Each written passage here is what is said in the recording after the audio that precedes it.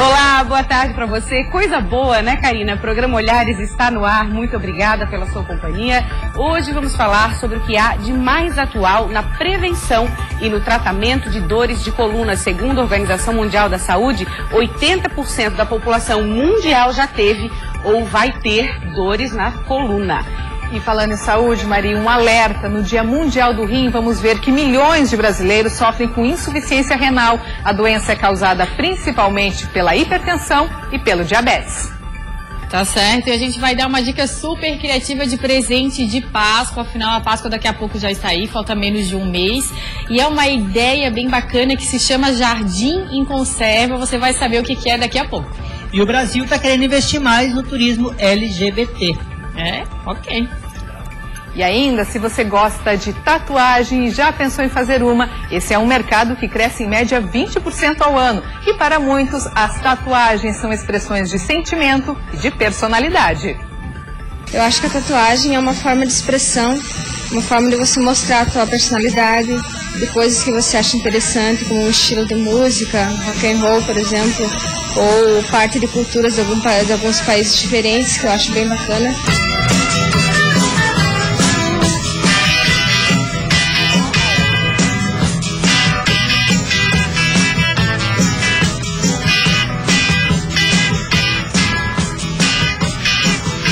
Tem ainda uma entrevista sobre o aumento da pena para assassinatos de mulheres por violência doméstica. E agora é considerado crime hediondo. Já já estaremos de volta, o Olhares está no ar.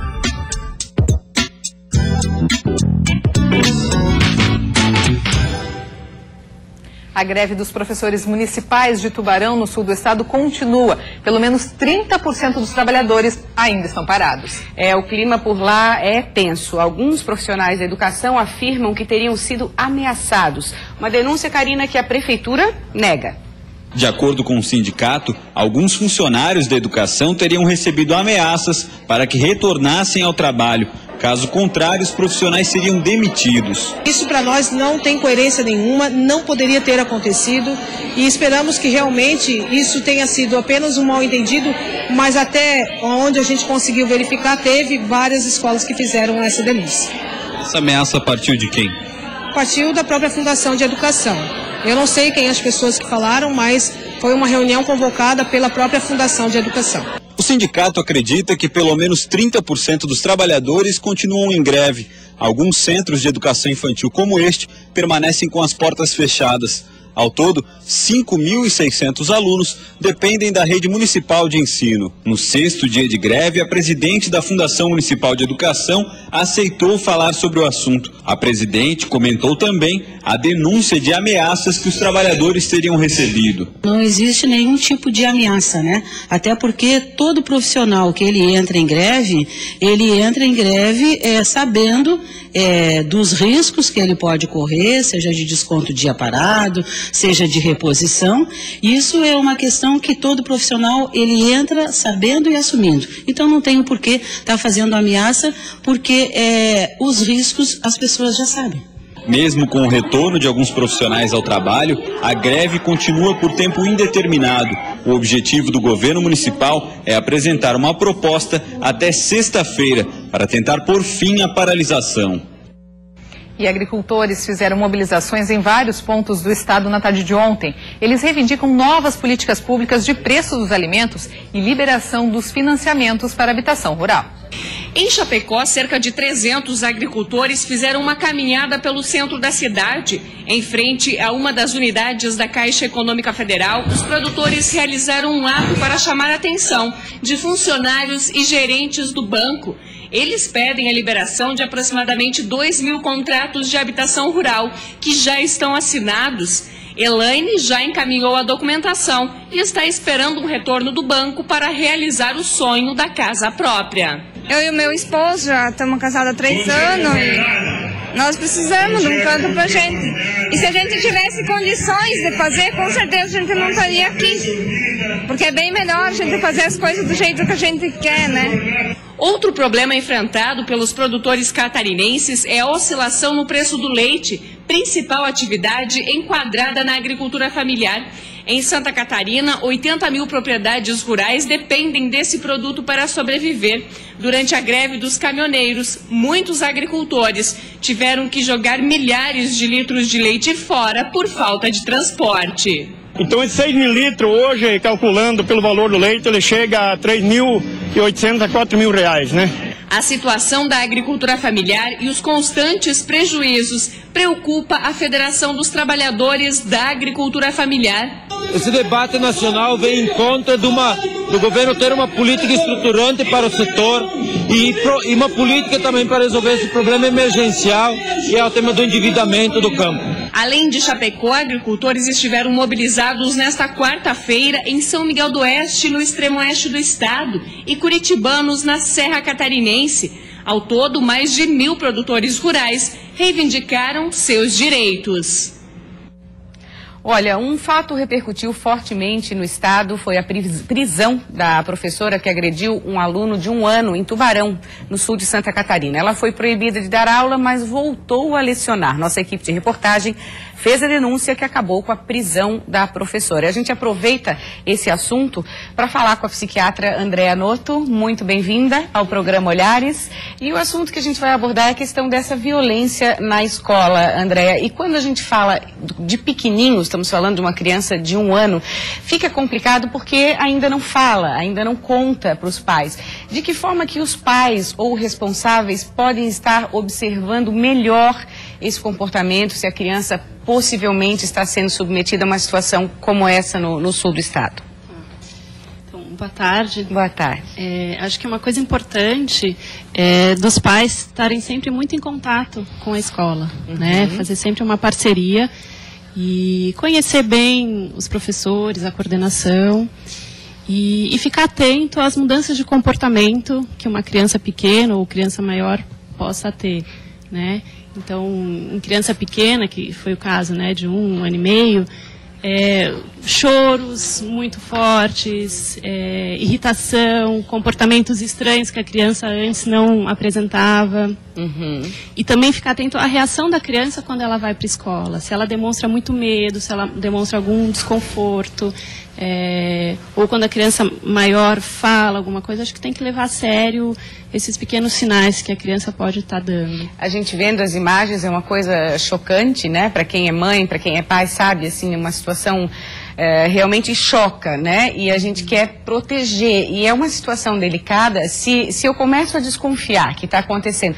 Principalmente, não quero ir para a escola, ou birra, né? Quando chega no portão, não quer entrar. É uma situação delicada. De que forma que os pais ou responsáveis podem estar fazendo esse contato com a escola também, porque pode ser só uma suspeita. É difícil chegar no assunto, né, Andréa? Que orientação nesse caso? Eu acho que a gente tem que tomar cuidado para não chegar já acusando, né? Mas eu acho que se tem uma suspeita, eu acho que tem que conversar abertamente com a escola. Ou não precisa ir direto ao assunto, né? Mas eu acho que tem que conversar com a professora se ela identifica alguma diferença na criança. Acho que é importante conversar com outros pais também, para ver se os outros pais também identificam coisas semelhantes que ela está percebendo do seu filho. Acho que o importante é estar atento e ter uma boa conversa. Quais os danos para uma criança pequenininha num caso como esse? Então, é difícil estimar, né? Mas tem muitos trabalhos hoje em dia que já mostram que violência está muito relacionada com o aumento de transtornos mentais na infância, na adolescência, inclusive na vida adulta. Então, sofrer violência de qualquer tipo, e nesse caso foi uma violência bastante importante, né? Certamente que é prejudicial para o desenvolvimento infantil. E aí a gente não fala só de infantil, a gente sabe que essa violência pode ser manifestada de outras formas, né? Até nos maiores, nos pré-adolescentes, nos adolescentes, com o professor xingando na sala de aula em frente aos outros colegas, isso também prejudica? Muito.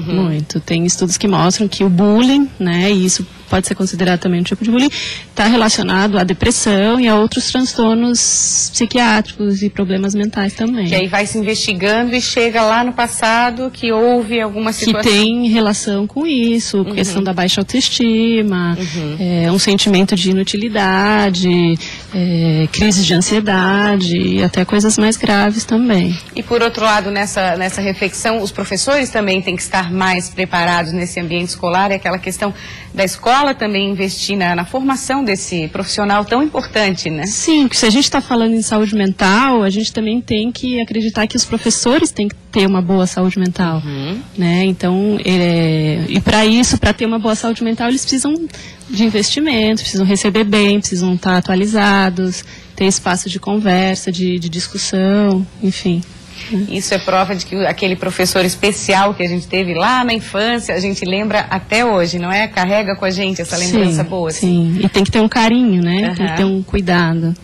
Tá ok. Muito obrigada pela sua participação. Obrigada, até a próxima. Até. E agora a gente vai chamar a Tainá, que tem um recado aí para os telespectadores e telespectadoras do Olhares. Isso mesmo, Maria, eu quero falar de beleza. Beleza é, acima de tudo, uma questão de confiança. E você sabia que a fórmula da confiança está a 3 passos de você e que essa fórmula cabe dentro da sua bolsa? Pois é, graças à maior inovação da Close Up até hoje, a linha Close Up Diamond Attraction Platinum White, você terá a confiança que faltava. Primeiro, use o gel dental Platinum White. Ele possui a revolucionária tecnologia Blue Light, que proporciona branqueamento instantâneo com 3 vezes mais poder. Com ele, os dentes ficam visivelmente mais brancos desde a primeira escovação. Escovação essa que deve ser feita com a Close Up Ultra Rich. Eu vou pegar ela aqui para vocês verem, ó. A primeira escova com esse design inovador, com pescoço mais longo e fino, feito especialmente para facilitar a escovação dos dentes da cárie. Acabando a escovação, use o enxaguante bucal Platinum Fresh. Graças à sua consistência, ele proporciona uma refrescância intensa, além de ter um sabor super sofisticado, assim como o gel dental. Anotou aí a fórmula? Muito fácil, né? Então corra e experimente. E agora a gente faz um rápido intervalo e na volta a gente vai ter uma reportagem, uma entrevista sobre problemas na coluna. A dor lombar está entre as que mais atingem o ser humano, perdendo apenas para a dor de cabeça. E em época de Páscoa vamos mostrar uma ideia super criativa. Jardins dentro de ovos. Fique ligado, é rapidinho, a gente já volta.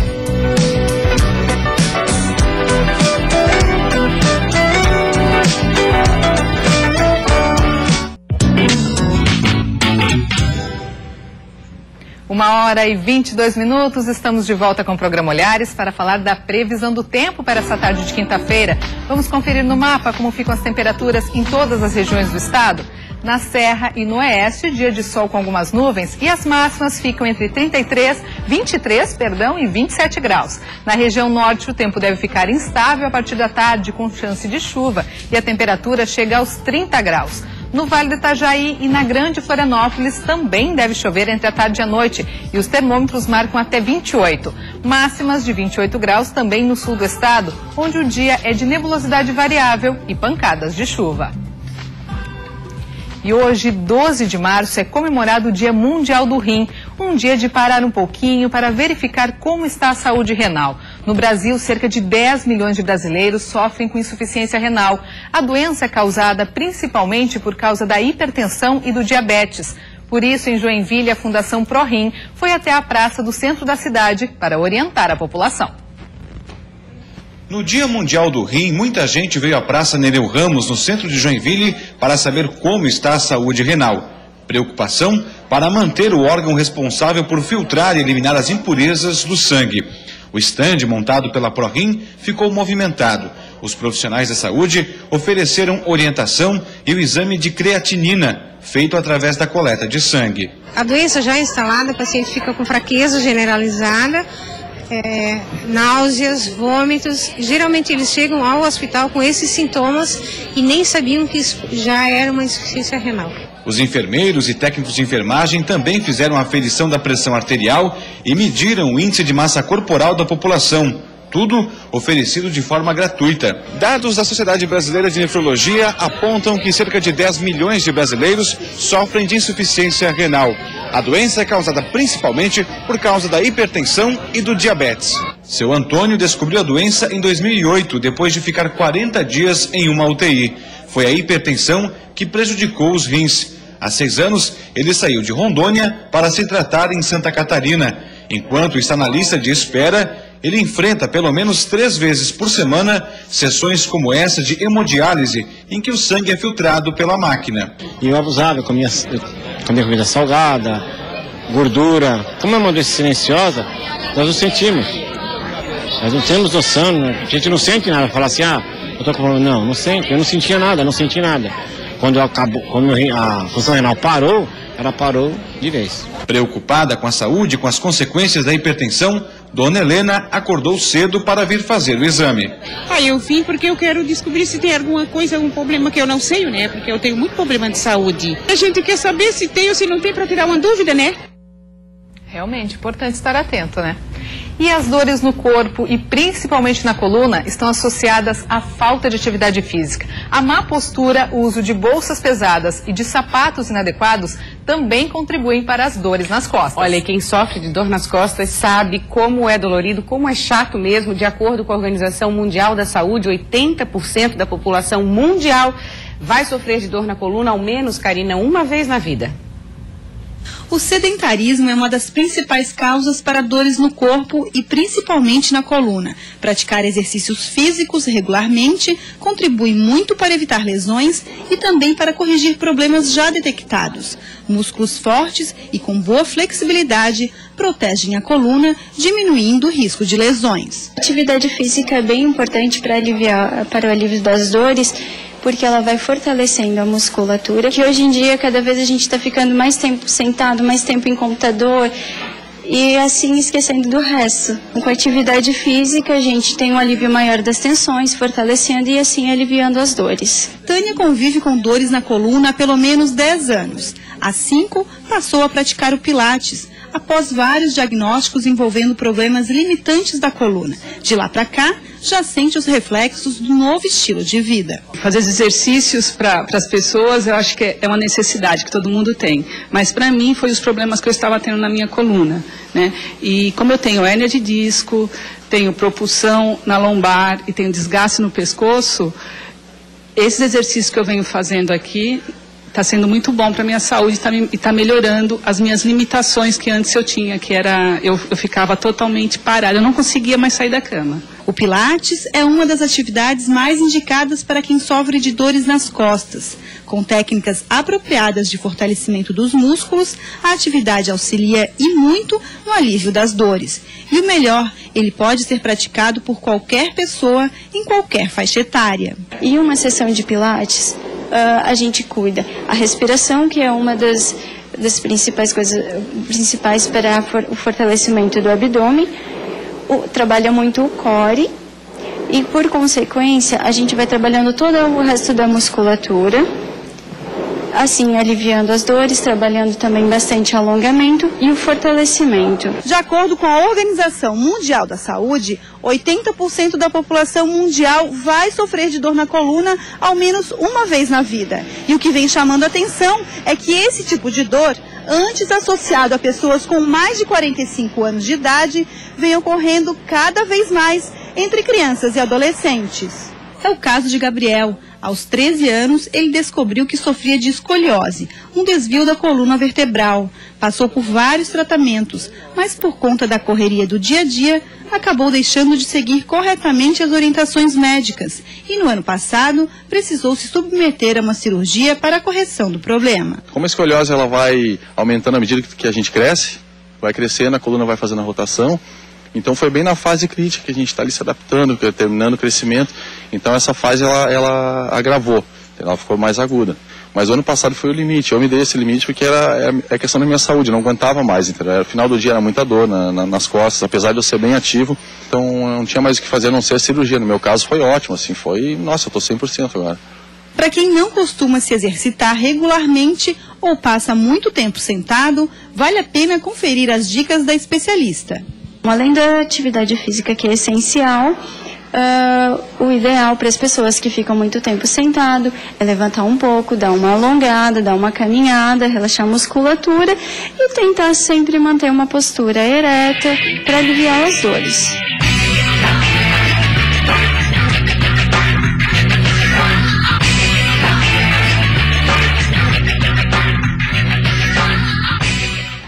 É complicado, a gente sabe como dói, e eu para essa entrevista já estou toda retinha. Leonardo Aike é o nosso fisioterapeuta convidado. Estou certinha aqui a minha posição? Ah, sim, parabéns.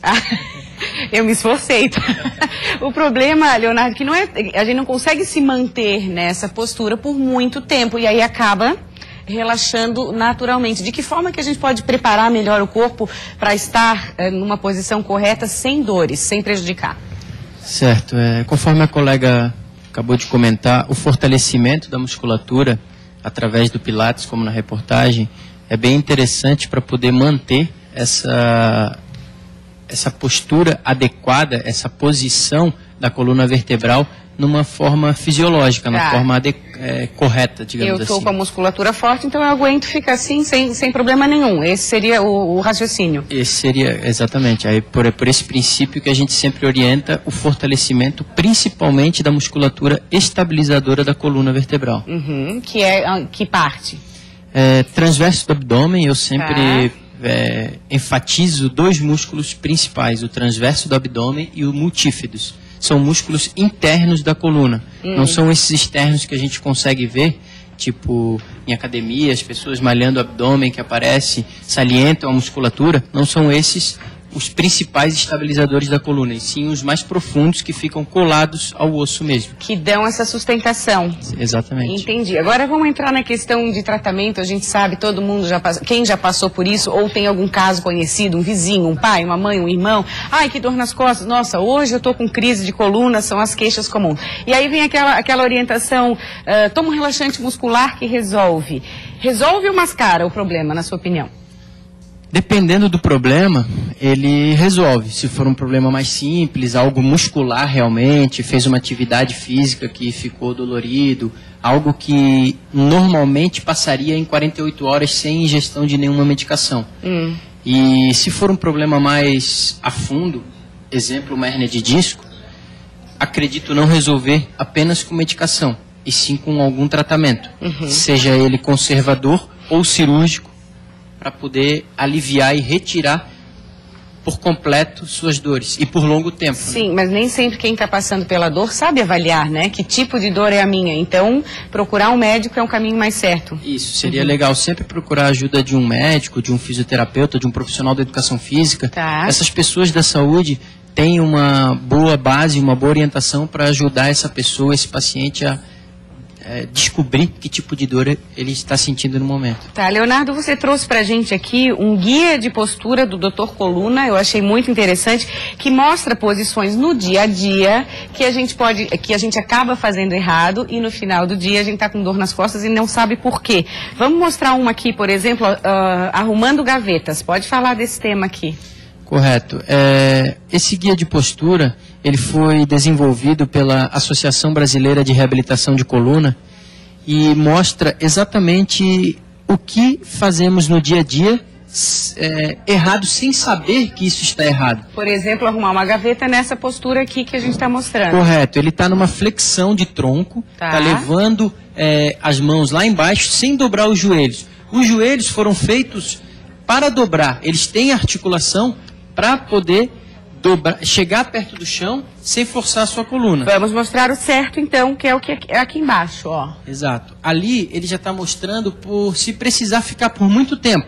Como por muito tempo agachado com os joelhos dobrados iria cansar, então ele colocou um banquinho como se fosse arrumar uma gaveta por um longo tempo. Adorei, bem fácil, já deu para entender. Agora vamos ver aqui, por exemplo, varrer a casa, que é essa aqui, ó. Vamos ver essa aqui. Muita gente chega no consultório dizendo que não consegue passar uma vassoura num cômodo pequeno, cozinha, enfim. Às vezes o problema vem da vassoura, que o cabo é muito curto. Então, tente sempre alongar um pouco o cabo, que ele chegue na altura mais ou menos de seu pescoço.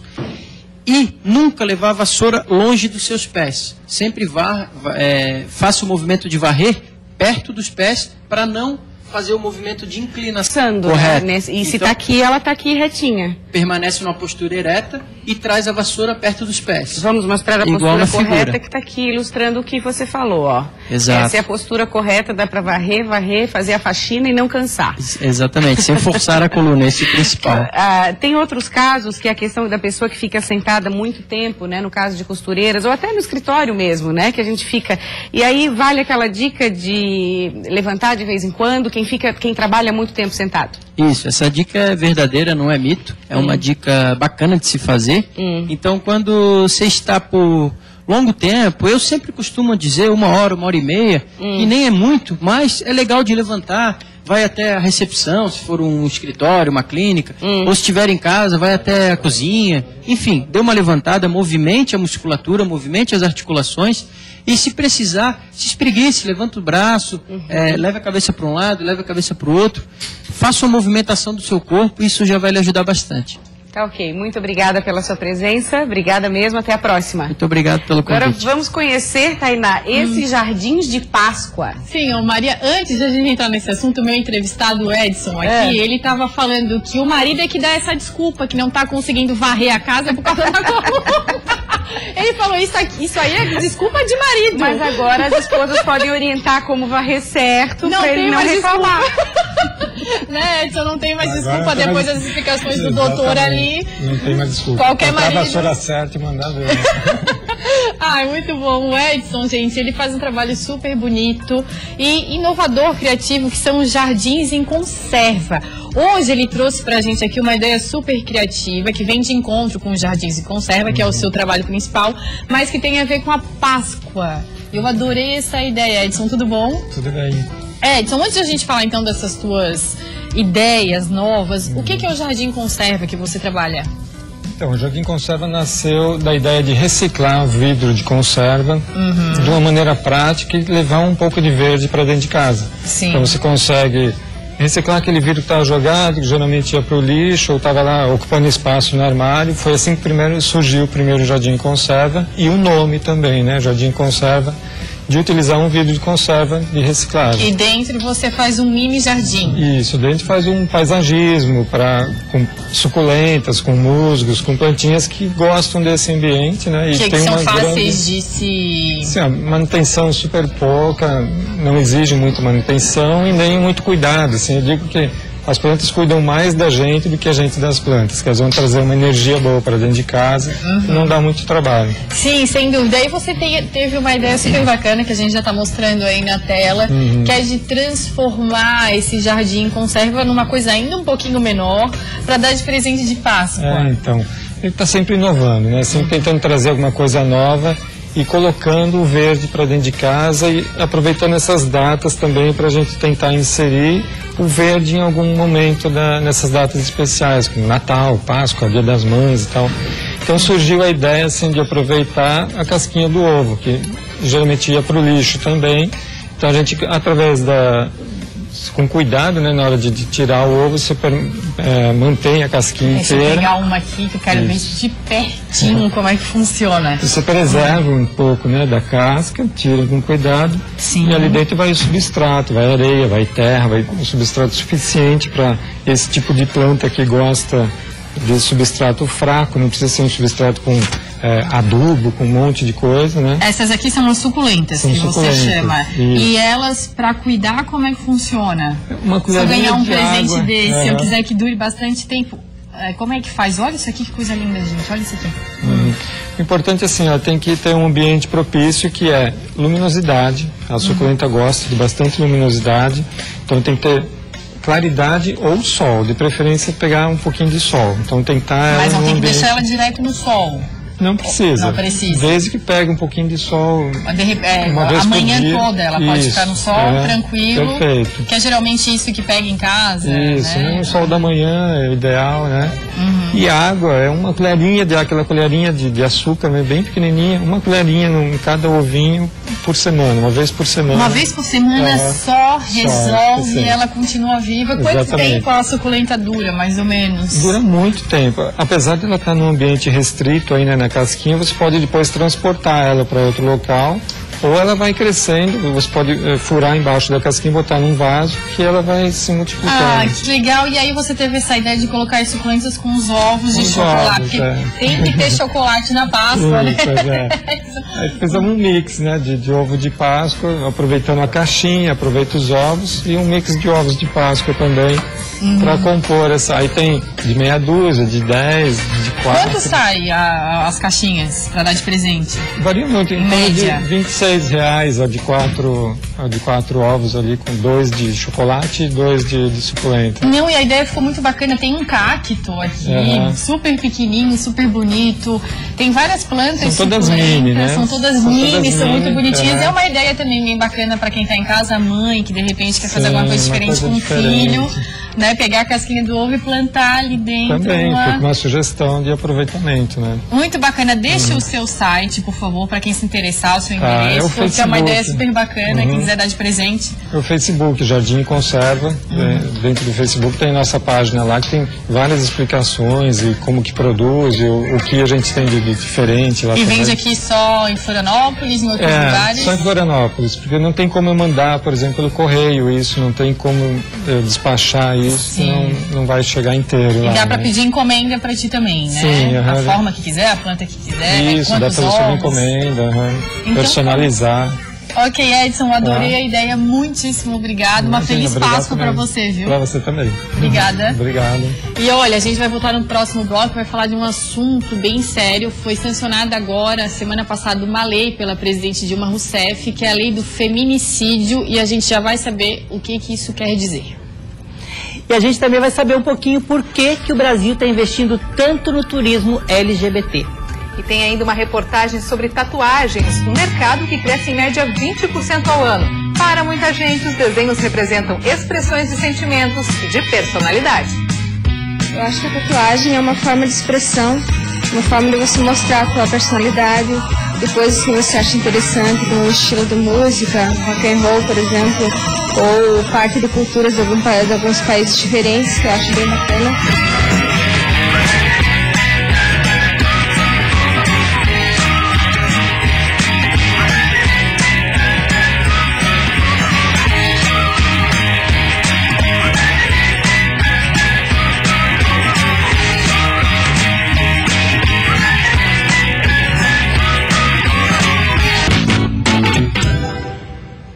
Estamos de volta para falar de um caso que aconteceu nesta manhã em Tubarão, no sul do estado. Um supermercado foi interditado e o proprietário preso em flagrante. Produtos estavam sendo armazenados de forma incorreta e alguns estavam fora do prazo de validade. Um verdadeiro perigo à saúde dos consumidores. A Vigilância Sanitária de Tubarão já havia alertado o proprietário do supermercado sobre irregularidades. Mesmo assim, a situação se mantinha. Foi então que os fiscais resolveram voltar ao estabelecimento, mas dessa vez acompanhados da Cidasc e da Polícia Civil. Essa ação já tinha sido feita algumas vezes, né? E as irregularidades continuam acontecendo, então, por medida cautelar, por segurança à saúde pública da população, a gente achou por bem interditar o local. Então, a partir de hoje está interditado até segunda ordem, até que o próprio local faça sane toda a regularidade possível. Produtos acondicionados de forma incorreta e principalmente produtos fora do prazo de validade foram encontrados no local. As irregularidades foram flagradas em diversos setores do supermercado. Tivemos diversos produtos, vários da padaria, alguns do açougue, outros da área de congelados, então foram produtos de diversos setores. Por crime contra as relações de consumo, a polícia prendeu em flagrante o proprietário do estabelecimento. Nós conduziremos ele à delegacia, onde ele será autuado em flagrante. Na fase policial não cabe fiança, né? E aí ele fica à disposição da justiça. Complicado, né? Super, né? Vamos falar agora da nova lei do feminicídio, né, Tainá, que foi sancionada recentemente. A gente convidou o advogado criminalista David dos Prazeres. Seja bem-vindo ao programa Olhares. Vamos começar explicando o que é essa lei. Essa lei alterou o nosso Código Penal para inserir numa das hipóteses do homicídio qualificado a questão do homicídio praticado em razão do gênero feminino. Tá, e a gente está falando de assassinato, né? Isso. Tá, então assassinato, vamos botar um exemplo prático para a gente entender. Seria o homicídio praticado contra a mulher, mas não simplesmente porque ele é praticado contra a mulher, mas o homicídio praticado pelo fato de ela ser mulher. Pelo gênero, pela questão do gênero. Como é que a gente separa essa lei da Lei Maria da Penha? Muitas mulheres devem estar em casa agora se perguntando, ok, mas a Lei da Maria da Penha existe, e o que é essa nova lei, então? É a mesma coisa, vem reforçar? É que o foco da Lei Maria da Penha é um pouco distinto. Ele tem um foco, um viés mais protetivo para a mulher, que são aquelas medidas para afastar o agressor de casa, para impedir que ele se aproxime. Esta lei específica, ela só dá um tratamento mais rígido para o homicídio que é praticado contra a mulher por ela ser mulher. E como que a gente pode, deu para entender, como é que a gente consegue então identificar que esse crime foi cometido por ela ser mulher? Né? Como é que faz? Aí a gente entra naquela história de que na teoria, ok.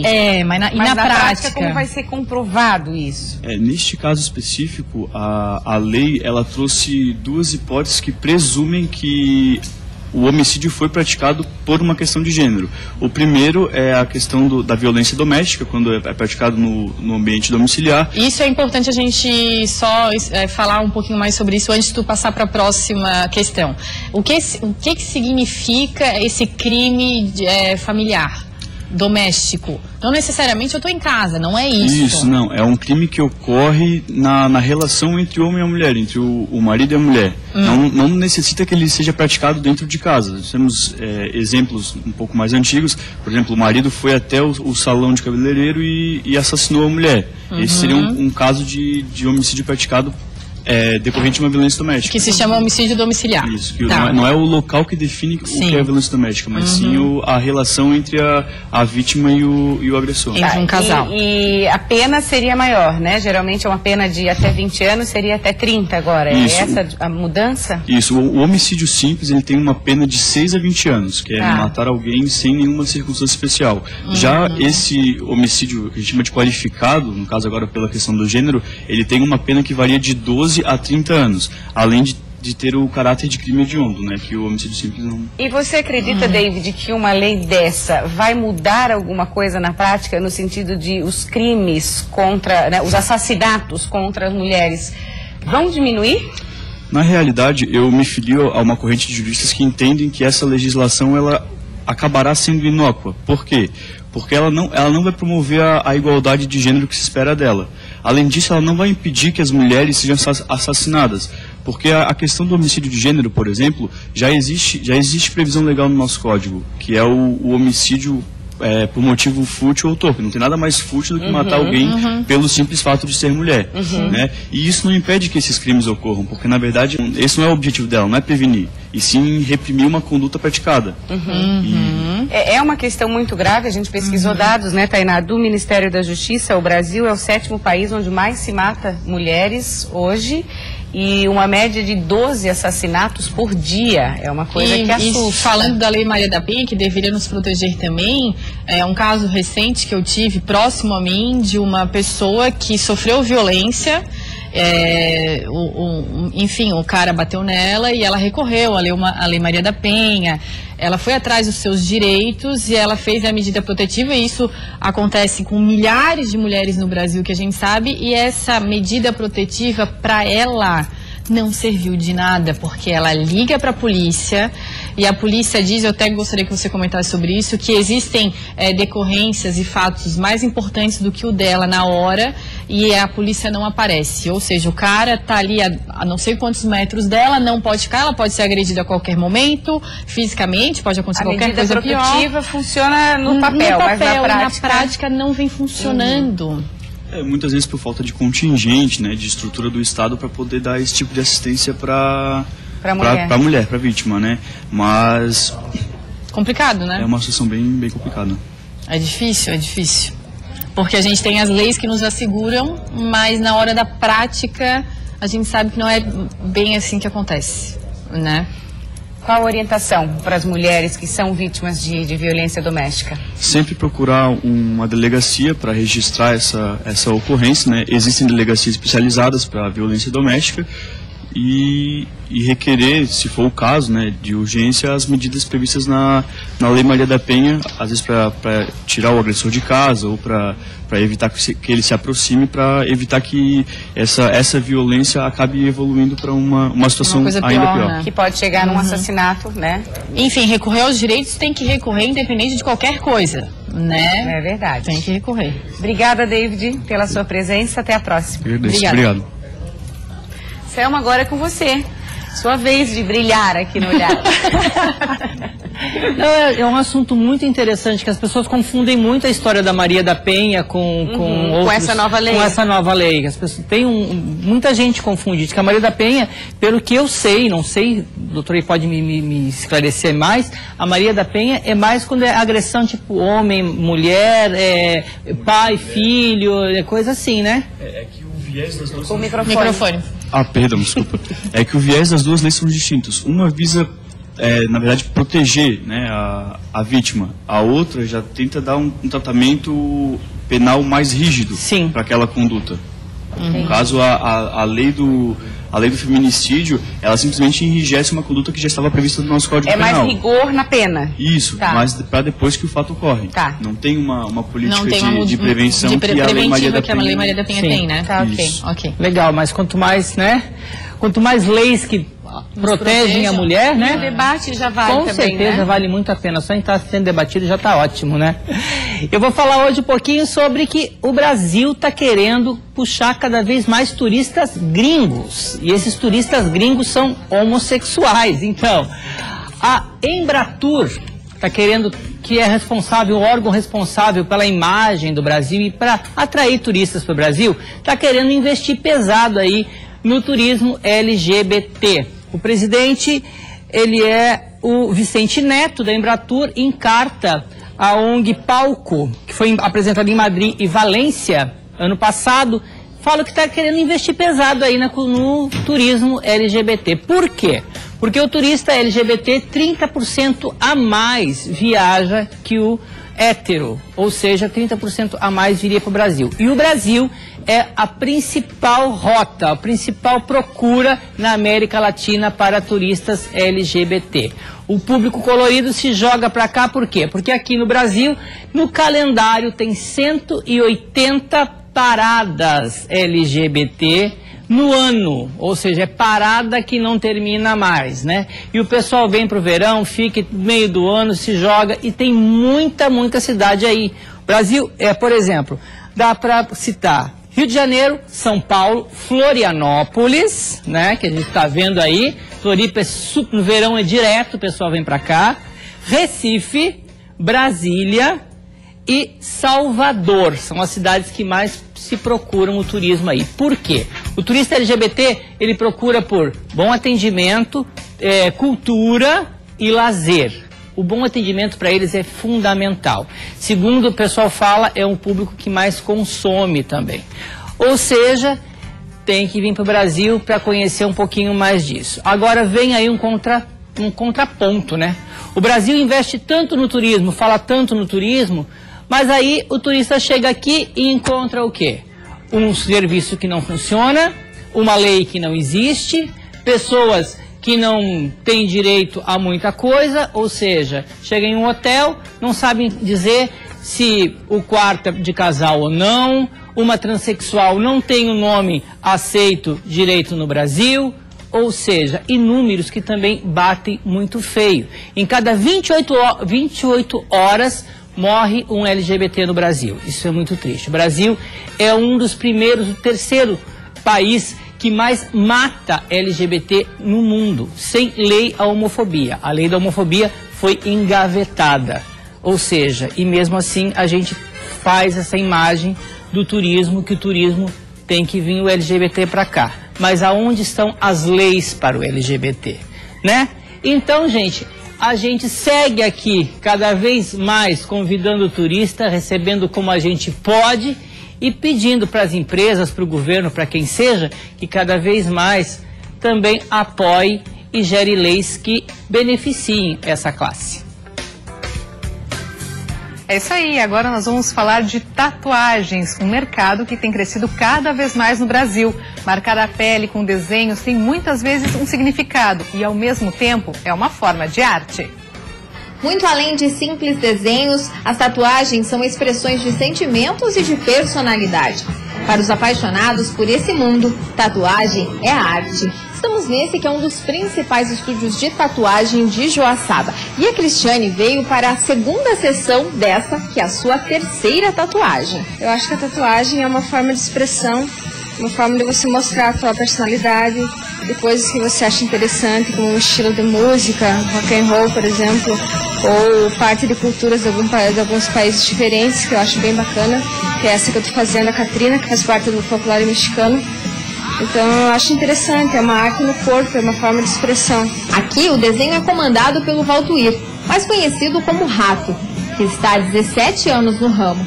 O som da maquininha embala os movimentos, onde precisão e criatividade fazem a diferença. O trabalho em si, ele é uma técnica de aplicação de pintura como qualquer outra, porém é importante você se dedicar, estudar e aprender, principalmente na prática, mas com outros profissionais também. Requer muitos anos de prática para você poder executar um trabalho com perfeição. Mas o desenho, ele é primordial. Sem um bom desenho, você jamais consegue fazer uma boa tatu ou sequer expressar algum tipo de arte, né? Aos poucos, os rabiscos vão evoluindo e através da tinta se transformam em desenhos que podem ou não ter um significado. Tenho elas porque eu acho que eu me sinto melhor com as tatuagens, acho que eu fico mais bonita com elas. O crescimento estimado no mercado de tatuagens tem sido em média de 20% ao ano. Os preços variam, mas quase sempre são compensados pela qualidade. Após escolher o desenho, estar atento à higiene do local e a experiência do profissional são fundamentais. Feito isso, é só deixar que a tinta preencha a pele.